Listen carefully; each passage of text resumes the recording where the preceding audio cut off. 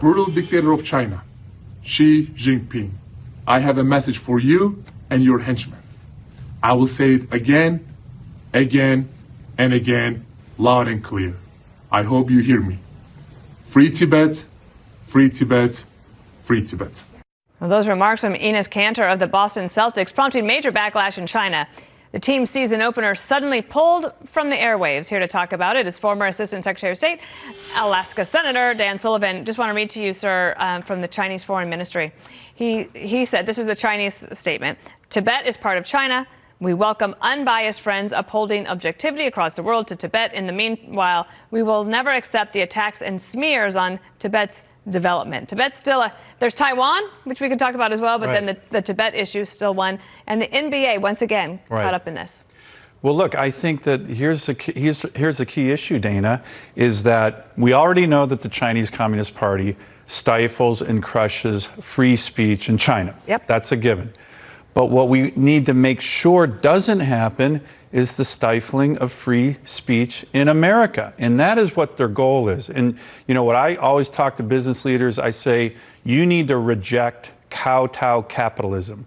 Reject kowtow capitalism. What is that? It's when CEOs and business leaders make decisions like stifling speech so they can get access to the market in China. Interesting you say that because LinkedIn just left China. After being accused of that very thing by an American reporter here, amongst other issues. There's also this. Last night, President Biden did this town hall over at CNN, and he was asked about Taiwan. Let's just listen to this and get your take. China just tested a hypersonic missile. What will you do to keep up with them militarily, and can you vow to protect Taiwan? Yes and yes. Militarily, China, Russia, and the rest of the world knows we have the most powerful military in the history of the world. Don't worry about whether they're going to be more powerful. So this issue about Taiwan is reaching a little, not a fever pitch, but it's getting up there. Well, look, I actually think it's important that it's out there. You know, Taiwan is not some peripheral sideshow in great power competition. To me, it is the front line of tyranny versus freedom. And it's in some ways similar to like West Berlin during the height of the Cold War against the Soviet Union in the last century.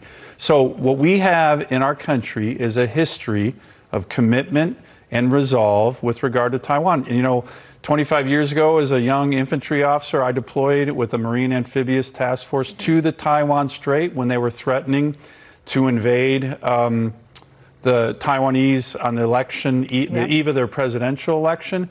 But what the president, he's saying things that are important, but what he's doing in terms of actions is actually weak. Right now, the president is submitting a defense budget that would cut defense, that would shrink the U.S. Navy. And to me, the actions of what we're doing in terms of keeping a strong military are much more important than the words. That's what the Chinese Communist Party look for, strength. The other thing is, there's the issue of strength is the economy. Right. And we are in a little bit of a situation now with inflation, gas prices, the supply chain problem. Look at the gas prices. The question that we asked on a Fox News poll just this week. Do you think that rising gas prices are a major problem for the nation? 67% said yes, and for families, 50%. Yeah. And I know you obviously come from a very strong energy-producing state. I'm sure you'd probably like to produce more energy. This issue of gas prices, also home heating oil, the ability to produce and be independent, how high a priority is that for you and for maybe the president? This is a huge priority for me. It's a huge priority for my constituents back home in Alaska. But Dana, here's the issue. From day one, this administration has been focused on shutting down the production of American energy, killing these great American energy jobs, you know, strong-arming financial institutions not to invest in American energy, killing pipelines. So the fact that we're seeing this huge spike in energy prices, and with winter is coming, there's going to be more pain at the pump, paying for home heating fuel for Americans. And the other thing this is doing, it's empowering our adversaries. Sure. And this is a purely homemade problem from the Biden administration's self-imposed unilateral disarmament on American energy independence. He said He said, my guess is you'll start to see gas prices come down as we get going into the winter.